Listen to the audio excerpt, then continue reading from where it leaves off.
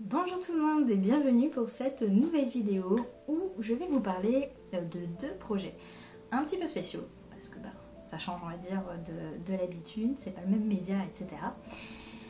Mais qui voilà, me tiennent à cœur parce que ça reste quand même des superbes aventures, même s'il y a toujours un petit peu de stress avec les deadlines, etc. C'est vraiment trop bien. Donc il fallait quand même que je vous en parle. Et donc, avant ça, petit préambule.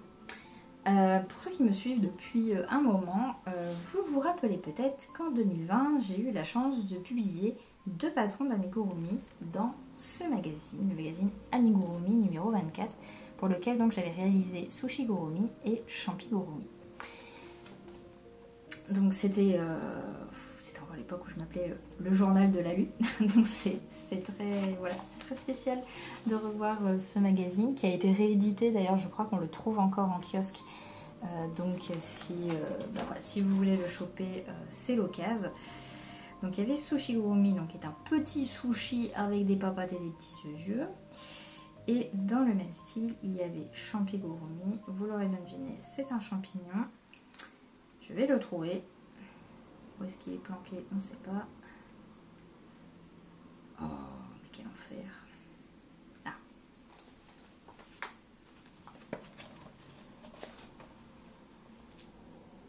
Voilà. Donc ça avait été une très chouette aventure. À l'époque, ça avait été pour moi vraiment quelque chose d'incroyable. Parce que je ne pensais pas un jour pouvoir publier, on va dire, dans des magazines, des tutos à moi. Et l'expérience a été renouvelée l'année d'après avec le numéro 1 de Liste Tendance, avec tout un dossier en fait consacré aux amigurumi. Et j'avais réalisé pour l'occasion Raimundo, qui ensuite est sorti sur ma boutique dans une version, on va dire, un petit peu plus augmentée, puisque j'ai adjoint au patron des accessoires, donc en l'occurrence une écharpe et un petit livre de botanique. Mais là, ah merde, c'est vrai que on va rigoler. C'est pour pas vous montrer les explications. Voilà. Donc, le petit Raimundo. Pareil, Liste Tendance numéro 1 qui a été réédité très récemment en version augmentée avec de nouveaux amigurumi. Donc si vous l'aviez loupé à l'époque, vous pouvez retenter votre chance. Et en plus de ça, vous aurez encore plus d'amigurumi. Donc moi je dis, il n'y a rien à louper. Et donc évidemment, si je vous parle de magazines là, c'est peut-être pour vous parler d'autres magazines. Et en l'occurrence, oui, le 8 avril dernier et le 18 mai dernier sont sortis à chaque date donc un nouveau magazine dans lequel vous pouvez retrouver des patrons que j'ai réalisés. Le premier qui est sorti, c'est Crochet Pratique numéro 11, pour lequel j'ai réalisé 3 tutos, dont un qui est même en couverture, et que je vais vous présenter en live, ce sera quand même beaucoup plus simple. Le premier, ce sont des petites panières dans un esprit un petit peu bohème, que j'ai crocheté avec la DMC Nova Vita 4. Et les pompons sont faits avec de la laine Sony de cheval blanc. Voilà, des petites panières carrées que moi j'utilise du coup, comme c'est suggéré, dans la salle de bain pour y mettre notamment mes accessoires cheveux, puisque là j'ai toutes mes pinces et là j'ai tous mes chouchous. Ça m'évite de les égarer et surtout qu'ils soient un peu éparpillés partout. Donc voilà, des chouettes petites panières. Le deuxième, ça a été des dessous de verre ou de tasse, comme vous souhaitez, fruités, on va dire, dans des couleurs un peu pastel pour faire quelque chose quand même d'un peu plus doux, parce que je les ai testés avec des couleurs vives, c'est pétard quoi, hein. Donc je les ai refaits avec des couleurs pastel et je les trouve vraiment très jolies. Donc il y a une poire, il y a une pomme, un citron et une orange. Voilà, donc de quoi mettre un petit brin de déco véritablement. Voilà, toujours en lien avec la bouffe, sinon je fais une syncope.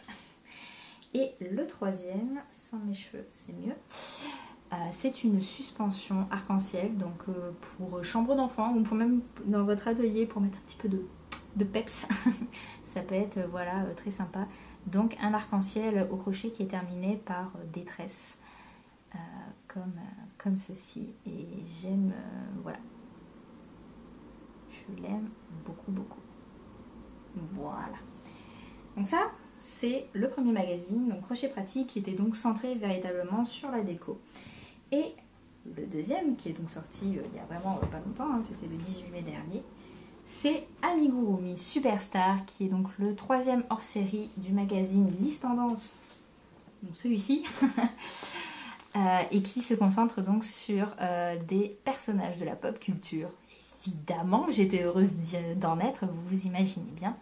Et donc moi, pour ce magazine, j'ai réalisé en premier lieu, évidemment, Rémi de Ratatouille, qui est quand même mon Pixar préféré. Je ne pouvais pas ne pas le faire, tout simplement.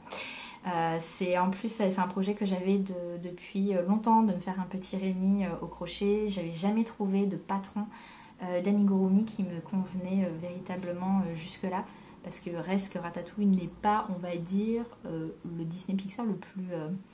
comment dire, le plus médiatisé, alors, je dirais pas le plus apprécié, parce que je pense qu'il y a quand même beaucoup, mais du moins celui où il y a du marketing de fou dessus, et donc qui est plébiscité par beaucoup de gens. Donc des produits dérivés, des créations autour de Ratatouille, on en trouve quand même assez peu. Donc bah là voilà, c'était l'occasion d'apporter, on va dire, ma petite pierre à l'édifice, et j'en suis vraiment ravie. Si vous vous posez la question, les yeux de sécurité ovales kawaii, je les ai trouvés sur le site de L'Heure Créative. Et le deuxième, Amigurumi, c'est Ketchup, qui est un personnage d'Animal Crossing. Animal Crossing New Horizons, c'est un petit peu le jeu vidéo qui a sauvé, je dirais, la santé mentale de beaucoup de gens pendant le confinement, dont la mienne. C'était chouette d'avoir l'occasion de recrocheter quelque chose autour de cette saga, parce que bon, j'ai déjà fait quelques projets autour d'Animal Crossing d'un point de vue personnel, mais du coup là c'était chouette. Et évidemment, rapport à la bouffe, puisque Ketchup est en fait une petite canne qui a une tête de tomate. Et ça fait partie des personnages que j'aime beaucoup d'Animal Crossing, ceux qui ont un design, qui ont un rapport avec la bouffe. En l'occurrence, sur mon île, il y a Marvin qui a une espèce de boule de glace sur la tête. Enfin, je sais pas trop comment dire ça. C'est un petit je vais dire octopus, mais c'est pas ça. Petite pieuvre, quoi. Voilà. Et c'est un dessert japonais dont je me souviens jamais du nom. Mais voilà, j'adore les personnages comme ça. Il y a une éléphante qui ressemble à une théière. Enfin bon. Ça a été dur de choisir, mais du coup j'ai jeté mon dévolu sur Ketchup. Donc voilà, ça c'est mes deux derniers projets un petit peu spéciaux du coup. Ça fait très bizarre de vous en parler que maintenant, parce que moi j'ai designé toutes ces créations entre février et mars. Donc on est en juin, ça me paraît déjà passé depuis longtemps. Mais bon, forcément le temps que les magazines sortent, avril, mai, je vous en parle que maintenant. Donc voilà les deux magazines dans lesquels je suis pour cette année 2022. C'est pas fini, mais je vous en reparlerai en temps voulu, bien évidemment. Donc voilà ce qui s'est passé déjà dans cette première moitié de 2022. Deux magazines, c'est quand même super. Petite info aussi, Ohana Hook a participé aux deux. Ici, elle a proposé une guirlande vintage et ici 3 amigurumi, dont Satine de Moulin Rouge, s'il vous plaît. Et du coup c'était aussi une aventure qui était très chouette à vivre avec elle en fait, parce que évidemment on parlait beaucoup quand on bossait dessus, etc. du magazine, et c'est vrai que c'est une expérience toute particulière quand on a son propre univers, etc. Et que ces magazines finalement nous demandent de sortir de notre zone de confort, parce que là il fallait qu'on réponde à la thématique déco de maison. Et je suis très très nulle sur cette thématique. je vais dire, les idées ont du mal à venir. Là, forcément, amigurumi, pop culture, etc., j'étais beaucoup plus enjouée. Mais dans ma création personnelle, c'est pas du tout à ce genre de projet que j'ai envie de donner la priorité ou des choses comme ça. Donc, c'est toujours aussi la bonne occasion de faire ces magazines-là. Moi, sincèrement, ça a été un bonheur à faire. Tout ça parce que chaque projet en fait m'a permis d'apprendre quelque chose, d'explorer des nouveaux horizons, d'assouvir des envies créatives que j'avais depuis longtemps et qui sont pas forcément toujours en rapport strict, on va dire, avec l'univers du Lalu, donc c'était vraiment hyper intéressant. C'était pas toujours facile à vivre parce que évidemment donc j'ai réalisé ces patrons entre février et mars de cette année et ça a été quand même beaucoup de boulot et ça m'a mis en retard vis-à-vis de mes propres sorties, de mes propres patrons, de la dinette de Lalu, etc. Et tellement en retard que par exemple tous les patrons des viennoiseries que j'ai sortis en début mai dans mon planning original auraient dû sortir début avril. Mais début avril, c'était pas prêt, clairement pas prêt du tout. Donc du coup, voilà, mais parce qu'il y avait aussi tout ce travail-là à faire. Et voilà. Mais voilà, ils m'ont tous apporté quelque chose. Par exemple, la panière, si j'avais pas fait la panière, l'Orané justement des viennoiseries n'aurait pas du tout la même tronche que celle qu'il a aujourd'hui. Et je suis bien contente voilà, d'avoir... Parce qu'en fait, tout simplement, la manière dont j'ai construit la panière, j'ai utilisé exactement le même système de construction pour l'Orané. Pardon. Pour la suspension arc-en-ciel, c'est juste que j'avais envie de trouver un projet dans lequel il y ait les couleurs de l'arc-en-ciel comme ça.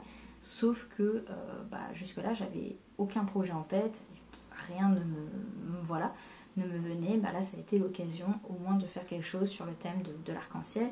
Et du coup, c'était très chouette. Et pareil, pour les dessous de tasse, c'était l'occasion aussi de travailler pour le coup avec une palette de couleurs qui n'est pas la mienne habituellement. D'habitude, je fais des trucs très très colorés, comme je vous disais. Et là, on était plus sur du pastel et c'était chouette aussi d'avoir cette expérience. Et pour voilà, les deux autres, qu'est-ce que j'ai envie de vous dire? C'est des univers que j'aime, c'était l'occasion de leur donner vie au crochet. C'était aussi du coup super chouette. D'ailleurs, Rémi et Ketchup sont, les patrons de Rémi et Ketchup sont disponibles sur ma boutique depuis avant-hier. Du coup, depuis le 3 juin, si je ne me plante pas. Depuis le 3 juin, donc s'il n'y a que qui vous intéresse, vous pouvez retrouver le patron sur ma boutique. Et pour l'instant, c'est tout. Sur tous les autres trucs de déco, courant de l'été, je pense que je mettrai le patron des dessous de verre. Mais il y a de fortes chances que les deux autres ne soient jamais sur la boutique. Donc ça peut être une bonne raison d'acheter plutôt le magazine si il vous intéresse. C'est pour des raisons extrêmement personnelles, bêtes, nulles, c'est pas grave. Mais pour moi, là, surtout pour les deux autres, j'ai répondu à une commande et c'est pas l'univers de l'aigle. Voilà, c'est juste ça le souci, on va dire, le blocage qu'il y a dans ma tête qui fait non, j'ai pas envie de les voir sur ma boutique parce que pour moi, c'est pas l'univers de l'aigle. Voilà, c'est tout bête. Mais voilà, donc voilà, c'était une très chouette aventure. J'avais envie de partager ça avec vous à travers cette petite vidéo. Comme je vous l'ai dit, c'est pas la fin de ce genre d'aventure, mais on parlera de ça quand le magazine, en l'occurrence, sortira. Mais voilà, pour moi, c'est toujours une superbe occasion de faire des choses différentes, d'apprendre. Par exemple, c'est vrai que moi, je suis très dinette et je fais pas beaucoup d'amigurumi. Donc des fois, quand j'imagine des amigurumi, j'ai beaucoup de difficultés techniques pour faire certaines formes, etc. Donc là, c'est l'occasion, en fait, quand on fait un magazine tel que celui-là, de quelque part de combler ses lacunes, si je puis dire, mais voilà, d'explorer de nouveaux horizons. Et ce qui est cool, c'est qu'en fait ça aura des impacts de toute manière sur ma propre création. Ça me permettra de d'avoir plus d'idées de si je veux faire ça, je peux le faire comme ça parce que je l'ai fait comme ça pour tel projet, etc. Donc c'est super enrichissant comme aventure et j'avais envie de vous partager ça tout simplement. Donc sur ce, je vais vous laisser pour cette vidéo. J'espère que ça vous aura plu. Peut-être que ça vous aura donné envie d'acheter les magazines. Sachez qu'en tout cas, dans le magazine crochet, vous avez 16 patrons. Dans celui d'amigurumi, vous en avez 22. Ils sont tous les deux au prix de 12,90 €. Je pense que vous aurez plus de chances de les trouver en supermarché. Peut-être dans les Cultura aussi, mais c'est pas évident. Mais en tout cas, dans les supermarchés, c'est quand même bien distribué. Voilà, donc si vous voulez avoir des magazines vraiment sympas, je pense vraiment beaucoup à celui-là parce que sur le thème de la pop culture, je pense qu'on en reviendra très souvent, mais en France c'est compliqué la pop culture, vous voyez les créations autour de la pop culture, donc je trouve que c'est super chouette qu'il y ait ce genre de magazine qui existe en France. Donc n'hésitez pas, et sinon vous pouvez aussi retrouver les patrons, que ce soit en ce qui me concerne ou même Wanahook sur nos boutiques respectives si vraiment il n'y a que un truc par-ci par-là qui vous intéresse et que vous n'avez pas envie de dépenser 12,90 € dans le magazine. C'est comme vous le souhaitez, vous avez toutes les clés en main pour le faire. Et voilà, donc sur ce, je vous fais des gros bisous. Je vous dis à la prochaine pour une nouvelle vidéo. Et en attendant, crochetez bien. Ciao!